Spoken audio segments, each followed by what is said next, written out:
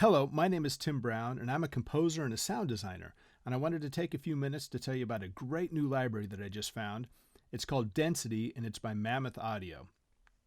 Now, sometimes when I get a new library, I'll see if I can't compose a track only using sounds from that library, and so that's what I did here. Let me play this track, and then I will explain how I used Mammoth to create it. So everything that you're hearing, including the effects, are all coming from the Mammoth Sound Library.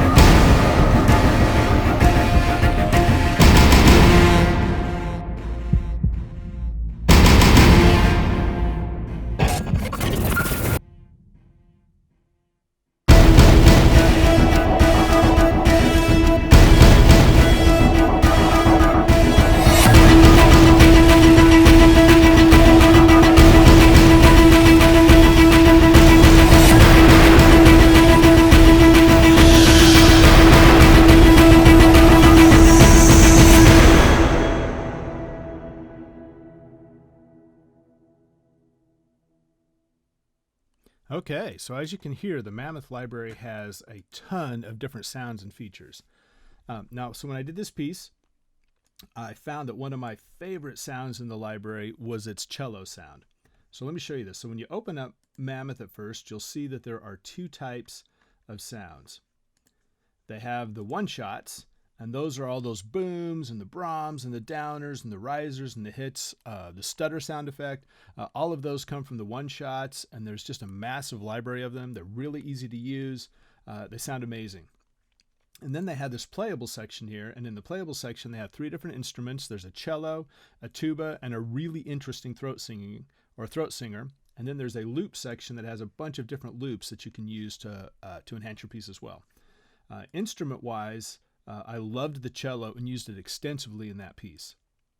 So when you first open up the cello, what you'll see is that it's got this whole different collection of sounds over here. So I've got a staccato, a spiccato, kind of a dug-in spiccato, and then this really dug-in, and then these harmonic shorts. And those were the sounds that I used for this piece. The other thing that I really used a lot that I love about this library is the distortion and the mangle settings that you can use.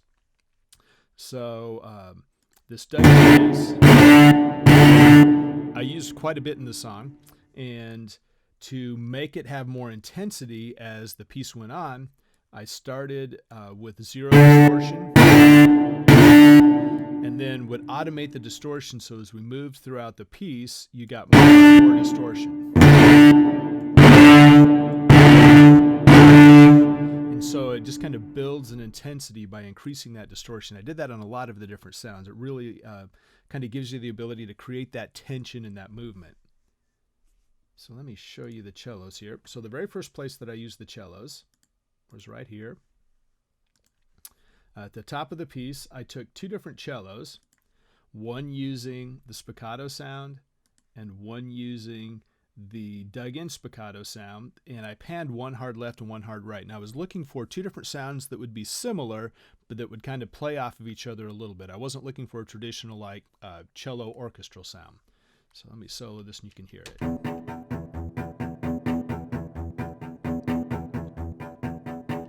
So they're just slightly different, but they kind of widen that stereo field and they play off of each other a little bit. Then I had them play a different part, a really fast part here.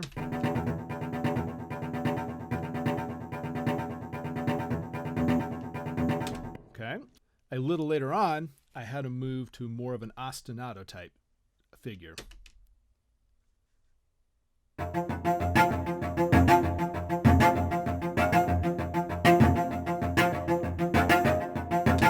Okay, and at the end, they were doing this real drive that really gave a lot of energy to the piece. Okay, so those were those spiccato sounds, those two different spiccato sounds that I used throughout the piece. Now another sound that I really liked was that really dug in kind of Brahms cello sound. And so let me play you some of that here.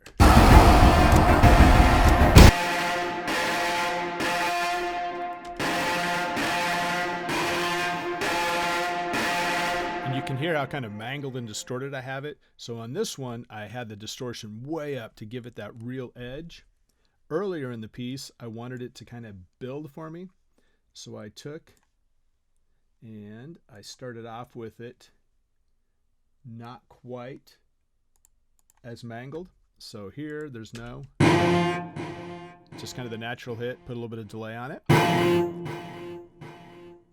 And by the way, the delay was also done through the library, through Density. There's a whole effects section. So as it moved on, every time it would play, I increased the distortion a little bit. So at the end, we have a lot of distortion. So we went from no distortion to lots of distortion, and that kind of built up the energy of the track as it moved through here. Okay? So the last section of the piece, where it's kind of the climax, if you will, I added a couple more cello parts. I took and I played these two together. One of them was a spiccato piece again. The other one was that harmonic sound that I played you earlier. So there's the harmonic sound on one side.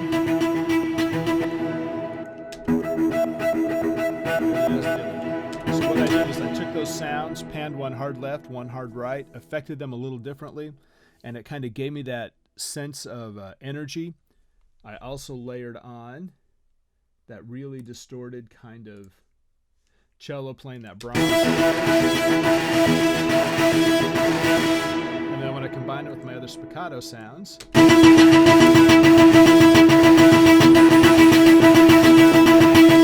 they all work together to give that ending, that really high energy that I was looking for to be the climax of the piece as my third act.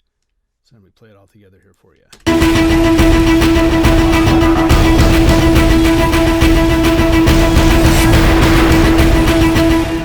Okay, so that's the cellos. Love the cello sounds. They are really cool.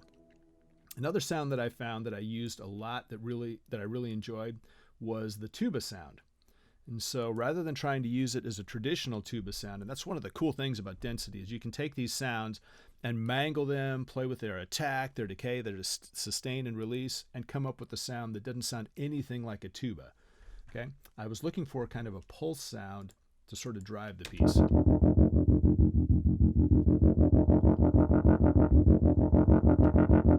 So I used the tuba sound to create that pulse. So I went in, I pulled up the tuba, but then I played with my attack and my decay and my release to kind of give it that kind of pulsing sound as I played it. Okay, so that is used throughout the piece. Another sound that I thought kind of gave this piece a unique kind of signature sound was the throat singer. Within the throat singer, there are these yells that are available. And I took those, I put them through the reverb that is built into it, and I'll show you what I did here. So I'm going to pull up this throat singer when you come down here, and let's say I did it in the Master Effects. it here. So if we go into the reverb, I found that this L96 plate is really, really nice. It's got this really shimmery kind of edge when you put a sound through it. So I took this throat singer and had them scream and go into this reverb here. So let me solo that and play it for you.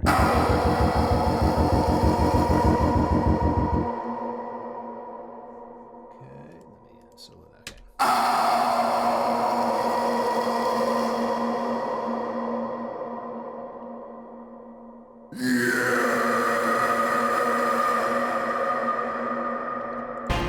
Layer that in on top of it, it just kind of gives this sort of creepy eeriness to the intensity that's happening.